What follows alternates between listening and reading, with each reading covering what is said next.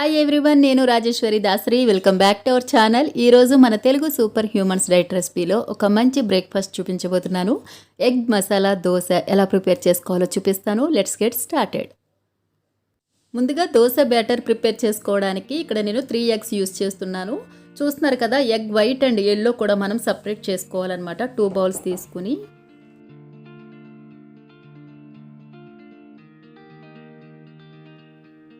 చూస్తున్నారు కదా, ఇలా 3 ఎగ్స్ని కూడా యూస్ చేసి నేను సపరేట్ చేసుకున్నాను.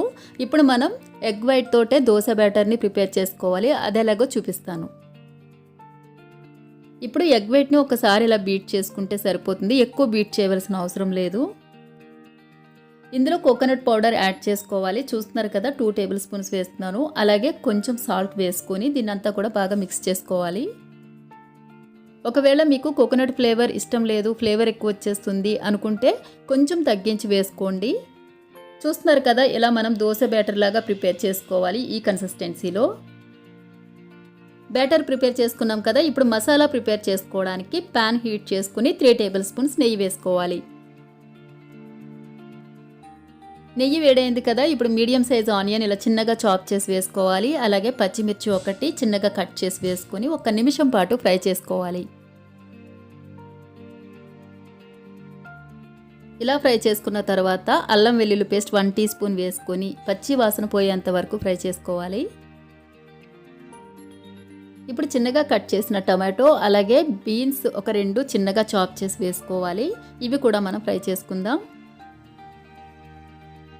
మనం ఈ డైట్లో టమాటోస్ కానీ ఆనియన్స్ కానీ ఎక్కువగా యూస్ చేసేయకూడదు. అంటే వాటితోటే స్పెషల్గా కర్రీ చేసుకోవడం అలా చేయకుండా ఇలా తక్కువ క్వాంటిటీ మనం యూస్ చేసుకుని కర్రీస్లా చేసుకోవచ్చు. అందుకే మీకు తక్కువ క్వాంటిటీతో చూపిస్తున్నాను. చూస్తున్నారు కదా, ఇవి కొంచెం ఫ్రై చేసుకున్న తర్వాత రుచికి సరిపడా సాల్ట్ వేసుకోవాలి. 1 టీ స్పూన్ కారం, గరం మసాలా 1/2 టీ స్పూన్ వేసుకొని స్పైసెస్ అన్నీ కూడా కలుపుకుంటూ కొంచెం ఫ్రై చేసుకోవాలి. ఇప్పుడు మనం ఎల్లో సపరేట్ చేసుకున్నాం కదా, ఎల్లో వేసుకొని మీడియం ఫ్లేమ్లో కలుపుకుంటూ ఫ్రై చేసుకోవాలి. ఇప్పుడు మనకి దోశలోకి మసాలా ఎక్కువ కావాలి కాబట్టి ఇంకొక ఎగ్ నేను వేస్తున్నాను.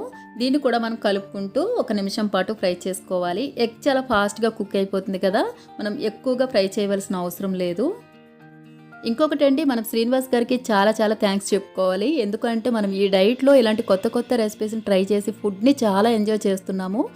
చెప్పాలంటే నేను డైట్ చేసినప్పుడు అసలు నేను ఇలాంటి ఫుడ్ టేస్టే చేయలేదండి. నార్మల్గా అలా ఎగ్ ఆమ్లెట్ అలా చేసుకునేదాన్ని అనమాట. మీ అందరికీ చూపిస్తూ నేను కూడా టేస్ట్ చేస్తూ చాలా ఎంజాయ్ చేస్తున్నాను ఫుడ్ని. అయితే నాకు చాలా హ్యాపీగా ఉంది.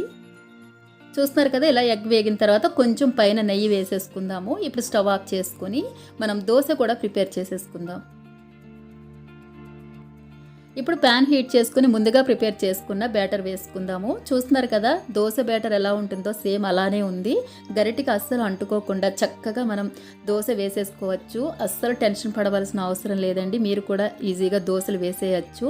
చూస్తున్నారు కదా, ఇలా మనం స్ప్రెడ్ చేసుకున్న తర్వాత లో ఫ్లేమ్లో దోశని కాల్చుకోండి. ఈ డైట్లో మనం ఇడ్లీ, దోశ ఇలాంటి బ్రేక్ఫాస్ట్లు తినలేకపోతున్నాం అనే ఫీల్ లేకుండా చక్కగా ఇలా హెల్తీగా చేసుకుని తింటున్నాము.